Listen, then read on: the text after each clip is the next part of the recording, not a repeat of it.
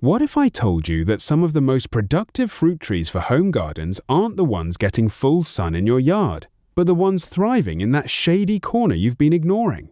Most people don't know this, but while you've been struggling to grow apples in partial shade and getting disappointed with tiny harvests, there's an entire category of fruit trees that actually prefer those conditions.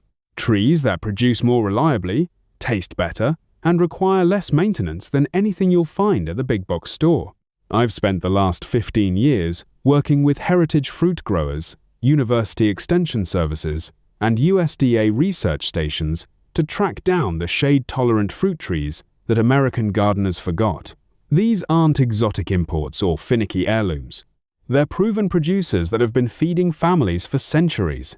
Number 8 on this list produces 50 to 200 pounds of fruit annually and can add 3 to 4 feet of growth per year, even in partial shade. And number 4 contains 100 milligrams of vitamin C per 100 grams of fruit, compared to 50 milligrams for oranges, and it actually prefers morning sun with afternoon shade.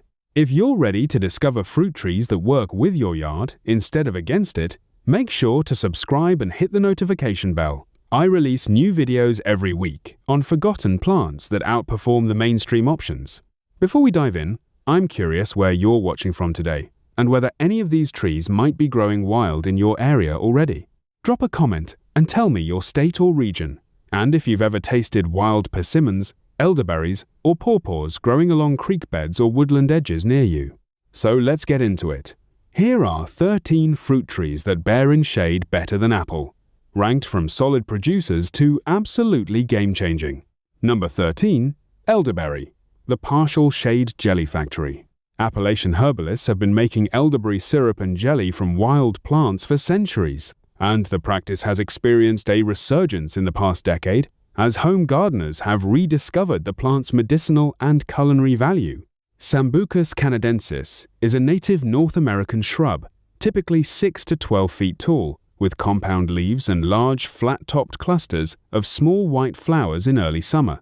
The fruit is a small, dark purple drupe, about 1/4 inch in diameter, borne in heavy clusters that can yield 5 to 10 pounds of fruit per mature plant. The mechanism that allows elderberry to thrive in partial shade is its leaf morphology and allelopathic chemistry. Elderberry leaves are large and compound, with a high total surface area that captures light efficiently even in dappled conditions. The plant produces a natural allelopathic compound called sambunagrin, which suppresses competing vegetation and reduces the plant's need to compete aggressively for light. The University of Vermont Extension Service has published research on elderberry cultivation in partial shade settings, confirming that plants receiving 4 to 6 hours of sunlight daily produce fruit yields comparable to those in full sun. Plant in a location receiving 4 to 6 hours of sunlight daily, with morning sun and afternoon shade being ideal. Elderberry tolerates a wide range of soil types and prefers moist, well-draining soil.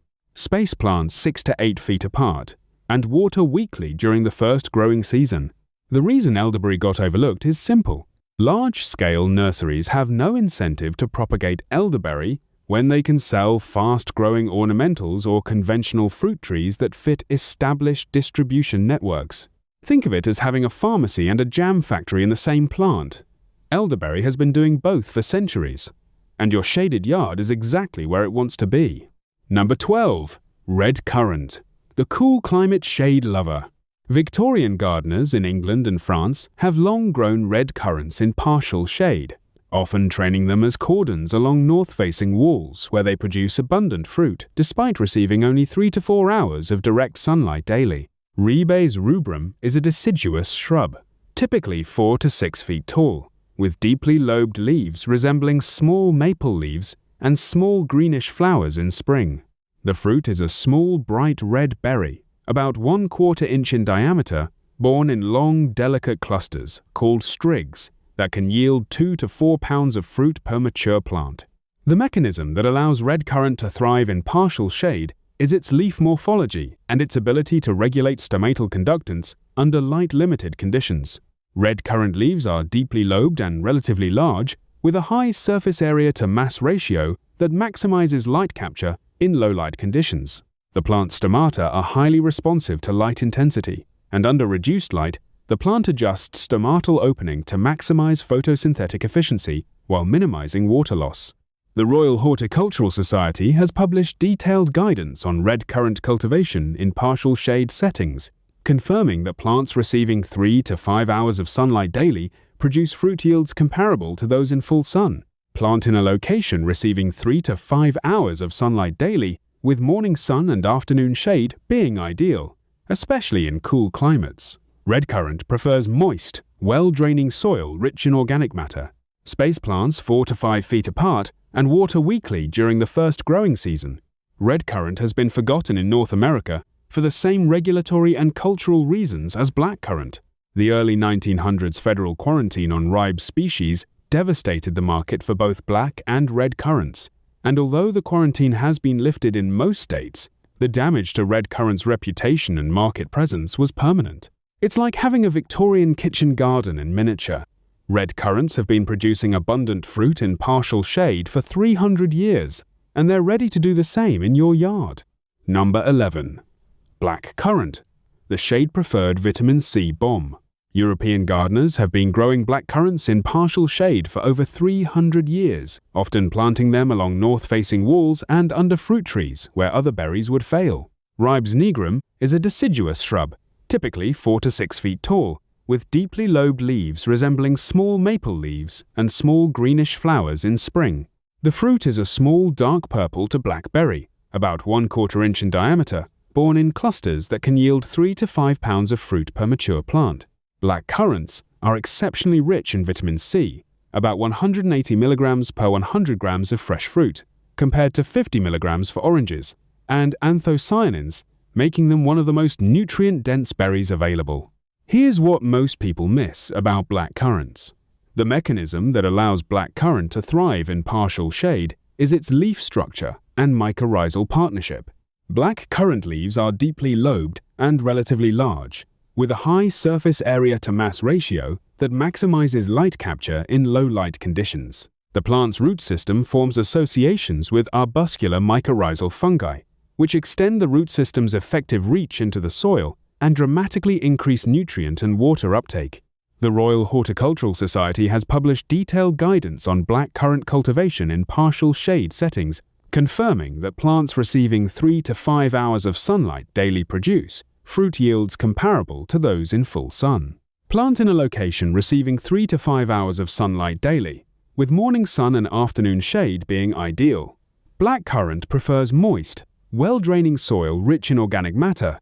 Space plants 4 to 5 feet apart and water weekly during the first growing season. Black currant has been forgotten in North America because of a historical regulatory accident. In the early 1900s, black currants were identified as an alternate host for white pine blister rust, and the USDA implemented a federal quarantine on black currant cultivation in many states to protect commercial pine forests. Think of black currant as the shade specialist that European gardeners have been relying on for centuries. It doesn't just tolerate partial shade, it actually prefers it. Number 10. Serviceberry, the woodland edge blueberry stand-in. Foragers in the northeastern United States have long known that serviceberry, also called Juneberry or Saskatoon berry, depending on region, ripens in early June, along woodland edges and stream banks, often before cultivated blueberries are ready to pick. Amelanchier canadensis is a native North American shrub or small tree, 8 to 25 feet tall depending on cultivar and growing conditions, that produces clusters of white flowers in spring and small, dark purple berries in early summer. The fruit resembles a small blueberry, about 1/4 inch diameter, and has a similar sweet tart flavor, making it an ideal substitute for gardeners in zones where blueberries struggle or where shade prevents conventional berry cultivation. The mechanism that allows serviceberry to thrive in partial shade is its leaf structure and mycorrhizal partnership. Serviceberry leaves are relatively small and densely arranged on the stem, creating a high leaf area index that maximizes photosynthetic efficiency in low light conditions. More importantly, serviceberry roots form associations with arbuscular mycorrhizal fungi, which extend the root system's effective reach into the soil and dramatically increase nutrient and water uptake. The University of Minnesota Extension Service has published detailed guidance on serviceberry cultivation in partial shade settings, confirming that trees receiving 3 to 6 hours of sunlight daily produce fruit yields comparable to those in full sun. Plant in a location receiving 3 to 6 hours of sunlight daily, with morning sun and afternoon shade being ideal. Serviceberry tolerates a wide range of soil types and does not require soil amendment, though it will establish faster in well-draining soil. Space trees or shrubs 8 to 12 feet apart and water weekly during the first growing season. Serviceberry has been forgotten because it does not fit the commercial berry market. Cultivated blueberries, raspberries, and blackberries have been bred for large fruit size, long shelf life, and mechanical harvestability, traits that serviceberry, with its small fruit and scattered ripening, cannot match. Serviceberry offers what it has offered for 500 years, reliable early fruit in the shade, with no fuss and no spraying. But number 9 is the one that fruits when everything else is dormant. Number 9. Loquat, the spring fruiting evergreen. Japanese gardeners have been cultivating loquat for over 1,000 years. Yet most American gardeners in zones 8 and warmer have never planted one, dismissing it as an exotic specialty rather than a practical shade fruit. Eriobotria japonica is an evergreen tree native to China and Japan that produces fragrant white flowers in fall and ripens fruit in spring, March through May in Zone 8, making it unique among temperate fruit trees. The tree grows 15 to 30 feet tall and equally wide, with large leaves 8 to 12 inches long, dark green, leathery, and deeply veined, creating a tropical appearance even in temperate zones. The cultivar Champagne produces larger fruit up to 2 inches with a pale yellow color and superior flavor, while Tanaka is a Japanese cultivar introduced to California in the 1950s that produces seedless or nearly seedless fruit and is more cold hardy to Zone 7B. Here's why it works so well in shade. The mechanism that allows loquat to fruit reliably in partial shade involves its adaptation as an understory tree in its native subtropical forests. Loquat has a relatively low light compensation point and can photosynthesize efficiently in dappled light, 4 to 6 hours of direct sun plus filtered afternoon light. The tree's evergreen foliage allows it to capture light year-round, and its large leaves have a waxy cuticle that reduces water loss and allows the tree to tolerate both shade and drought stress.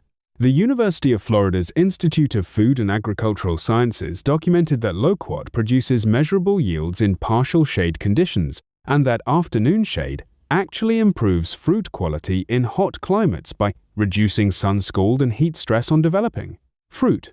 Plant container-grown trees in spring or fall, spacing them 15 to 20 feet apart. Choose a location receiving 4 to 6 hours of direct sun plus dappled afternoon light or morning sun and afternoon shade in USDA zones 7B to 11. Water deeply at planting and then weekly for the first growing season.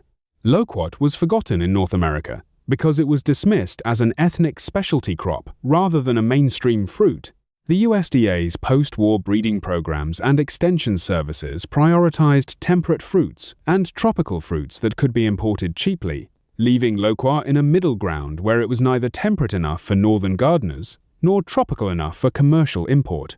Think of loquat as the spring-fruiting evergreen that blooms when most trees are dormant and ripens when you've forgotten about fruit season.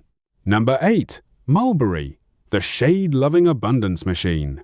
Silkworm farmers in China have cultivated mulberry for over 4,000 years, but the red mulberry native to eastern North America was largely ignored by commercial agriculture after the 1950s. Morus rubra is a fast-growing deciduous tree that produces abundant fruit in partial shade and full sun, thriving in USDA zones 4 through 9. The tree reaches 40 to 50 feet tall in the wild, but can be pruned to 15 to 25 feet in a home garden, with leaves that are coarsely toothed and variable in shape, some deeply lobed, others simple. The cultivar Illinois Everbearing was selected by the University of Illinois in the 1980s for extended fruiting, June through September in Zone 5, and seedless fruit production, making it ideal for home gardens where volunteer seedlings would otherwise become a maintenance headache. The mechanism that allows mulberry to produce so prolifically in shade involves its rapid growth rate and high photosynthetic efficiency. Mulberry trees have a C3 photosynthesis pathway but achieve exceptional carbon fixation rates because of their large leaf surface area and extended growing season. The tree leaves out early in spring and holds leaves late into fall, maximizing the window for light capture. The fruit's sweetness comes from high concentrations of glucose and fructose, up to 12 to 14% by fresh weight, which accumulate rapidly as the tree channels resources into reproduction. The USDA Agricultural Research Service at the Appalachian Fruit Research Station in Kearneysville, West Virginia, documented that red mulberry produces measurable yields in partial shade conditions, 4 to 6 hours of direct sun, and actually produces more fruit per unit of leaf area in dappled light than in full sun. Seeds germinate in 7 to 14 days when sown on moist soil at room temperature. Grafted trees from nurseries fruit in 2 to 3 years, and seedlings often produce in 3 to 4 years. Plant bare root trees in early spring or fall, spacing them 20 to 25 feet apart. Choose a location receiving 4 to 6 hours of direct sun plus dappled afternoon light. Mulberry was forgotten because the commercial fruit industry shifted away from labor-intensive hand harvesting in the 1950s and 60s. Mulberries ripen over an extended period and must be picked by hand, making mechanical harvesting impossible. It's like having a fruit tree that produces like a berry bush, abundant, forgiving, and utterly indifferent to whether you're paying attention. But number 7 is the one that produces custard-like fruit that tastes like banana, mango, and vanilla combined. Number 7, American persimmon, the understory custard maker. Appalachian foragers have been eating wild persimmons for centuries, yet most modern gardeners have never tasted one. Diospyros virginiana is a native understory tree that thrives in partial shade where apple trees struggle to set fruit. Unlike its Asian cousin, the Fuyu persimmon, the American species produces smaller, intensely sweet fruits and tolerates cold winters across USDA zones 4 through 9. The tree grows 35 to 60 feet tall in the wild, but can be managed to 20 to 30 feet in cultivation, with leaves that are narrow and lance-shaped, turning brilliant orange and red in fall. The cultivar Proc was selected and named by the University of Illinois in the 1970s for its large fruit size, up to 2 inches diameter, and reliable production in the Midwest. But here's the thing about American persimmons. The mechanism that allows American persimmon to fruit reliably in shade involves its adaptation as a native understory species. Unlike sun-demanding apple trees, persimmons evolved under the canopy of larger forest trees and developed a lower light compensation point, the threshold of light intensity at which photosynthesis balances respiration. The fruit's intense sweetness comes from high concentrations of soluble sugars, particularly glucose and fructose, which accumulate in the flesh after the fruit softens. The University of Florida's Institute of Food and Agricultural Sciences documented that American persimmons produce measurable yields in partial shade conditions where conventional apple production drops by 40 to 60%. Seeds germinate in 30 to 60 days when stratified and sown in spring. Grafted trees from nurseries fruit in 3 to 5 years, while seedlings may take 5 to 8 years to produce. Choose a location receiving morning sun and afternoon shade, or dappled light all day, in zones 4 through 9. Plant bare root trees in early spring or fall, spacing them 25 to 30 feet apart if you have room, or 15 to 20 feet if managing for smaller size. American persimmon was forgotten because the commercial fruit industry standardized on the Asian Fuyu persimmon in the 1960s and 70s. Fuyu trees fruit faster and produce larger, more uniform fruit that shipped better and looked more impressive in supermarket displays. American persimmon offers what it has offered for 3 centuries: a frost-proof, deer-resistant, shade-tolerant source of intense sweetness that asks almost nothing in return. If you're starting to see the pattern here, it's that the fruit trees best suited to partial shade are the ones that evolved in forest understories or were cultivated for centuries in marginal light conditions. The reason these trees got forgotten is simple. Post-World War II commercial agriculture prioritized full-sun crops that could be mechanically harvested and shipped long distances. Extension services and nurseries followed suit, promoting apple, peach, and cherry cultivars suited to commercial orchards, while native and heritage varieties fell into obscurity.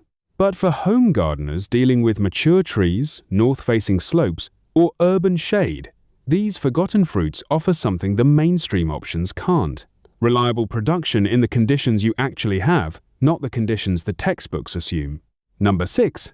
Gooseberry, the thorny shade specialist. English cottage gardeners have been growing gooseberries in partial shade for over 400 years, often planting them along north-facing walls where they produce larger, sweeter fruit than in full sun. Ribes uva-crispa is a deciduous shrub, typically 3 to 5 feet tall, with deeply lobed leaves and thorny stems that make harvesting an adventure. The fruit is a translucent berry, green, red, or purple, depending on cultivar, about 1/2 to 3/4 inch in diameter, with a tart, wine-like flavor that sweetens as it ripens. The cultivar Hinnomaki Red produces large red berries with excellent flavor and good disease resistance, while Invicta is a green-fruited cultivar known for heavy production and mildew resistance. The mechanism that allows gooseberry to thrive in partial shade is its adaptation to cool, moist conditions and its efficient use of available light. Gooseberry leaves are relatively large and deeply lobed, maximizing surface area for light capture, and the plant's shallow, fibrous root system is adapted to the rich humus layer of woodland edges. The plant actually benefits from afternoon shade in hot climates, as excessive heat can stress the developing fruit and reduce sugar accumulation. Research by the Royal Horticultural Society confirms that gooseberries receiving 3 to 5 hours of morning sun, followed by afternoon shade, produce fruit with higher sugar content and better flavor than those grown in full sun. Plant in early spring or fall in a location receiving 3 to 5 hours of morning sun with afternoon shade. Gooseberries prefer moist, well-draining soil rich in organic matter, with a pH between 6 and 7. Space plants 4 to 5 feet apart, and water regularly during the first growing season and during fruit development. Gooseberry has been forgotten in North America for the same regulatory reasons as currants. The early 1900s federal quarantine on ribes species to protect pine forests from white pine blister rust devastated the gooseberry market, and although restrictions have been lifted in most states, the cultural knowledge and market infrastructure never recovered. Think of gooseberry as the cottage garden stalwart that thrives in the cool, dappled light where modern berries struggle. But number 5 is the one that produces nuts instead of fruit and thrives in deep shade. Number 5. American hazelnut, the woodland nut producer. Native American tribes across the eastern United States have been harvesting wild hazelnuts from forest understories for thousands of years. Yet most modern gardeners don't realize these productive shrubs can be cultivated in partial shade where other nut trees fail. Corylus americana is a native North American shrub, typically 8 to 12 feet tall, with heart-shaped leaves and distinctive catkins that appear in early spring before the leaves emerge.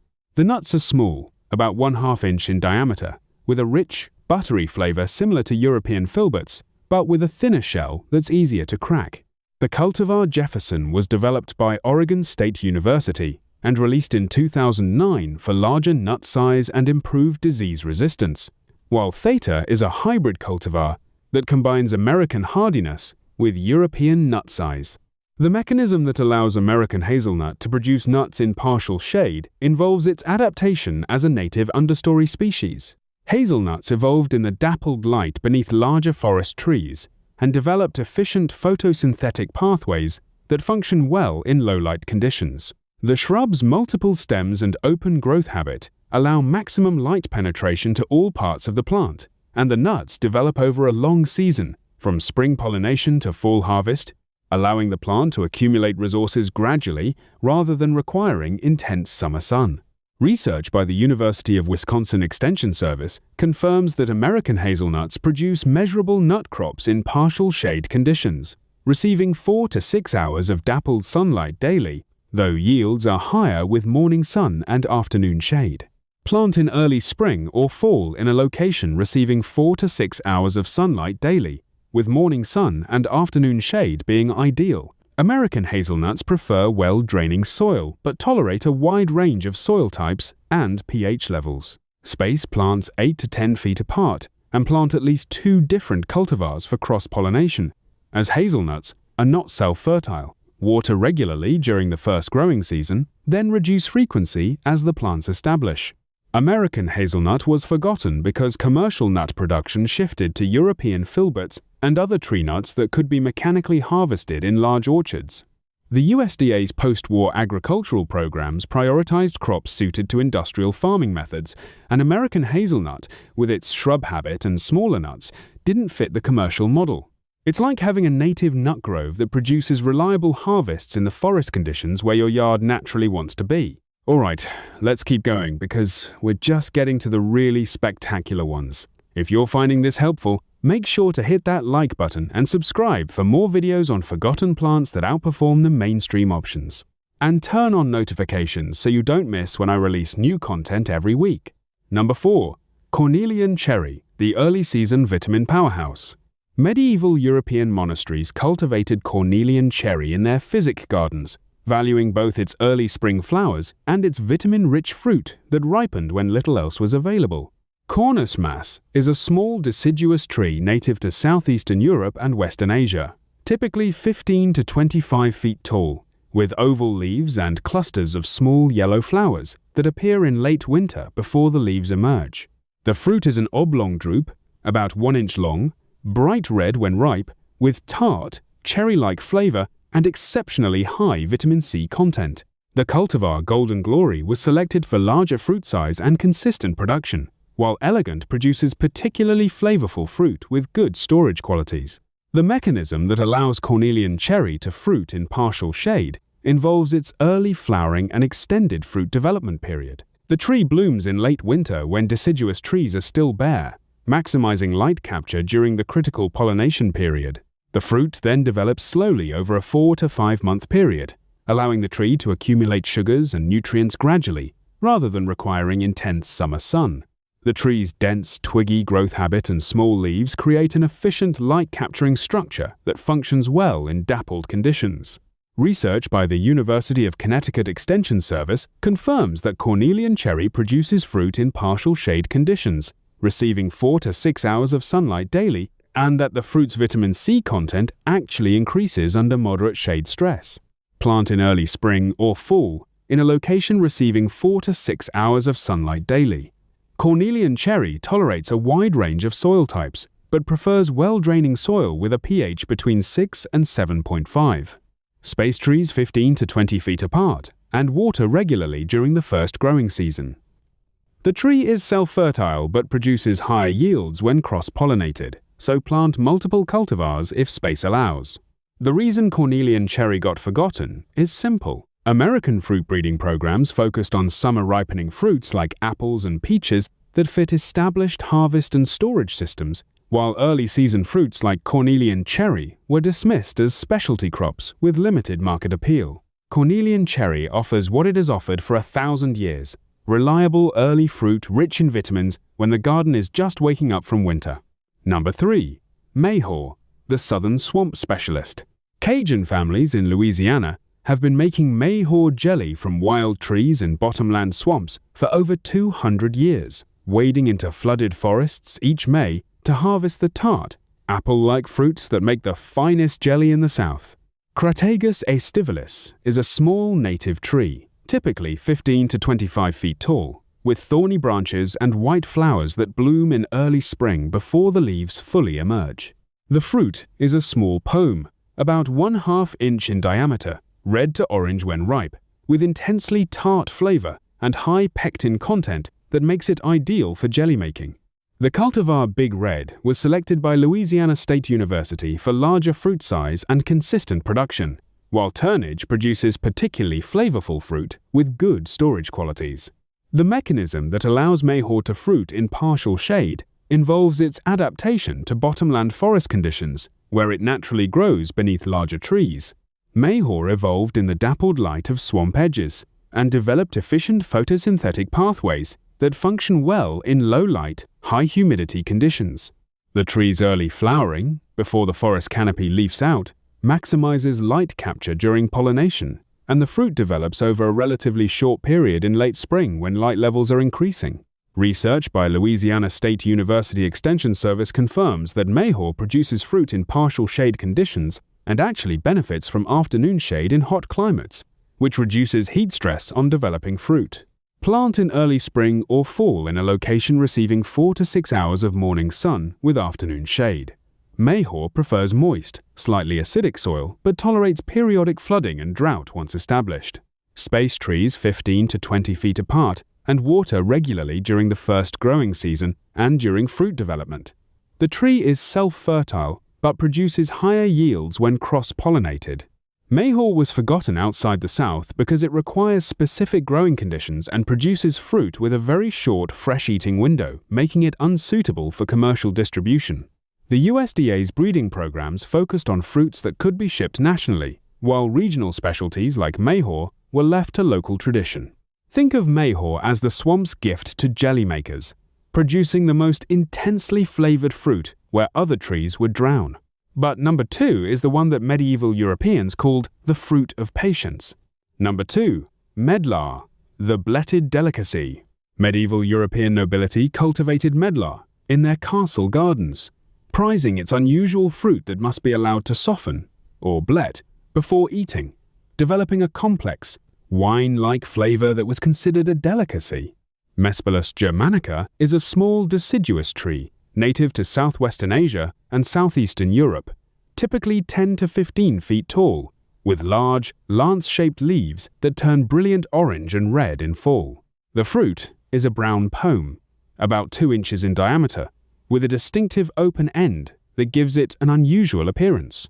The cultivar Nottingham produces smaller fruit with excellent flavor, while Dutch is a larger fruited selection with good storage qualities. Think about that unusual ripening process. The mechanism that allows medlar to fruit in partial shade involves its late-season ripening and extended development period. Medlar flowers in late spring after most other fruit trees, avoiding late frost damage, and the fruit develops slowly over the entire growing season, allowing the tree to accumulate resources gradually rather than requiring intense summer sun. The tree's large leaves and open growth habit maximize light capture in low-light conditions, and the fruit's unique bletting process occurs after harvest, independent of growing conditions. Research by the Royal Horticultural Society confirms that medlar produces fruit in partial shade conditions and that the fruit's flavor development is actually enhanced by the slower ripening that occurs under moderate shade. Plant in early spring or fall in a location receiving 4 to 6 hours of sunlight daily. Medlar tolerates a wide range of soil types but prefers well-draining soil with a pH between 6 and 7. Space trees 12 to 15 feet apart and water regularly during the first growing season. The tree is self-fertile and begins producing fruit in 3 to 5 years from planting. Medlar was forgotten because its unusual ripening requirements and acquired taste didn't fit modern fruit marketing, which emphasizes immediate gratification and uniform appearance. The post-war shift towards supermarket distribution favored fruits that could be eaten fresh off the shelf, while medlar's need for patient bletting made it unsuitable for commercial sale.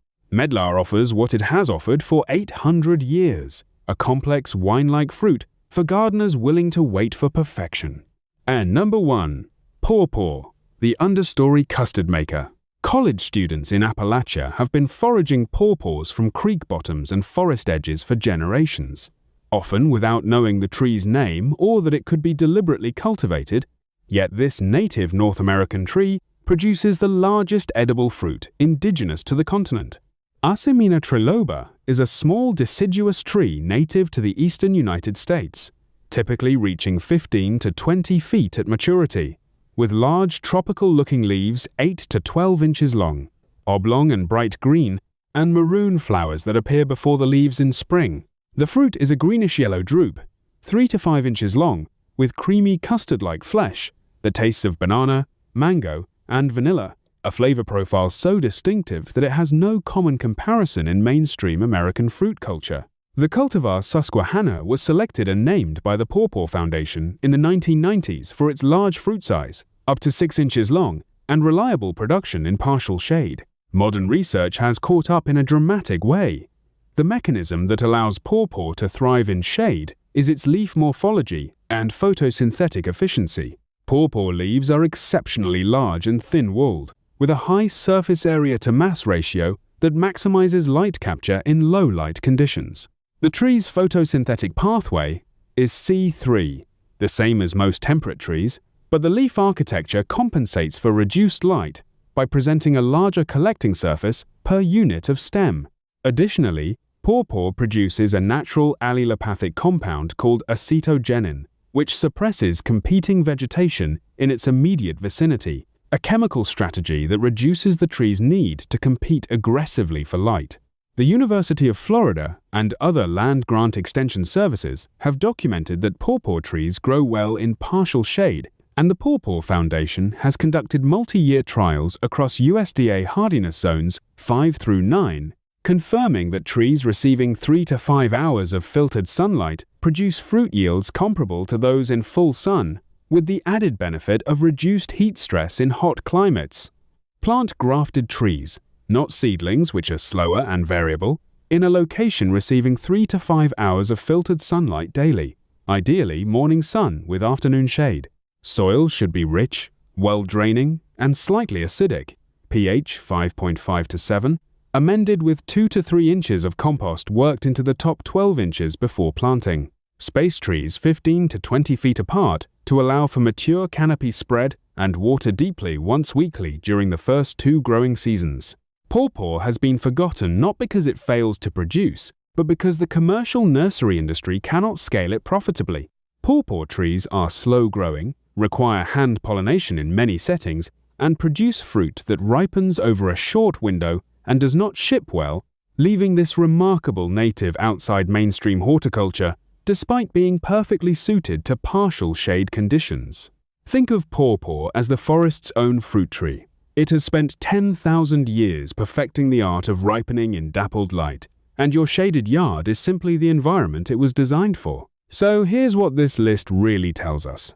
The fruit trees that thrive in partial shade aren't exotic imports or finicky heirlooms. They're plants that evolved in forest industries or were cultivated for centuries in marginal light conditions.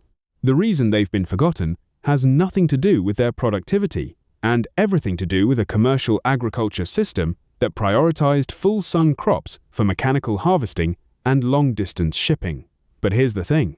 For home gardeners dealing with mature trees, urban shade, or north-facing slopes, these forgotten fruits offer something the mainstream options can't: reliable production in the conditions you actually have.